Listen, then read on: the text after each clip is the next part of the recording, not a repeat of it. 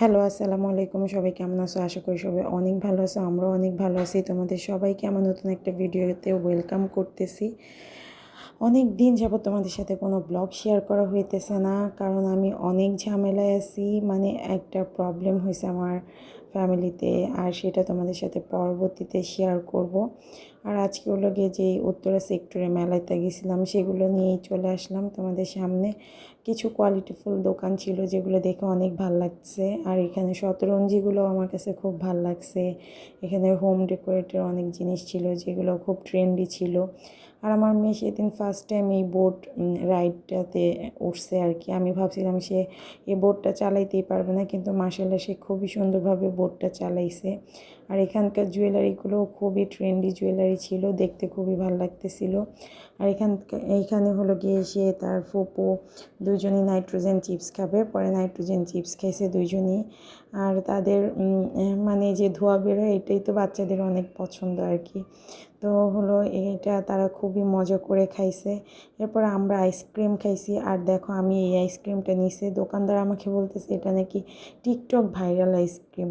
তো যাই হোক, এই টিকটক ভাইরাল আইসক্রিমটাও মজা ছিল। আমি ফার্স্ট টাইম ওই দিন এই আইসক্রিমটা আর কি টেস্ট করছি। তো আমার কাছে ভালোই লাগছে এই টিকটক ভাইরাল আইসক্রিমটা। এরপর আমরা ছোটো কাকাদের বাসায় গেছিলাম, কারণ কাকাও তো মেলা আসছিল আবিরাকে নিয়ে। কাকা বারবার বলতেছিল যে চলো তাহলে বাসায়।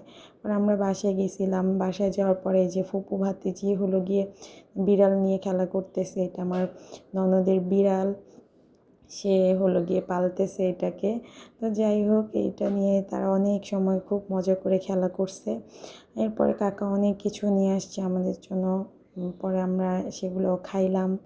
খুবই ভালো, অনেক গল্প করলাম, আড্ডা দিলাম। খুব ভালো একটা টাইম গেছে। এটা তার পরের দিন সকাল। এর পরের দিন সকালে ঘুম থেকে উঠেই তাসফিয়া বলতেছে সে মিট বক্স খাবে। মানে হলো গিয়ে ঘুম থেকে সকালবেলায় এত ঝামেলা তো করা যায় না, তাই যেভাবে মানে শর্টকাটভাবে যেভাবে রেডি করে দেওয়া যায় সেভাবেই শুধু কোনো রকম রেডি করে দিছি, কারণ সকালবেলা অনেক কাজ থাকে, মানে এত কিছু তো করা যায় না। পরে যাই হোক, শুধু ম্যায়োনিজ বানায় তাকে হলো গিয়ে ফ্রোজেন আইটেম ভেজে, আলু ভেজে তাকে আর কি মিট বক্স রেডি করে দিছি। আর এটা সে খুবই মজা করে খাইছে, আর এটা তার পছন্দের খাবার। আর সকালবেলা উঠেই সেদিন বলতেছিল আম্মু করে দাও, পরে করে দিছি। আর সেদিন রাতে আবার হঠাৎ করে আমার নানি শাশুড়ি খুবই বেশি অসুস্থ হয়ে গেছে। রাতে 1টা বাজে আমাদের হসপিটালে বের হয়ে যাইতে হয়েছে। নানুকে আইসিইউতে রাখছে, লাইফ সাপোর্ট দিয়ে রাখছে। যাই হোক, পরে আমরা হসপিটালেই ছিলাম সারা রাত। আর আজকে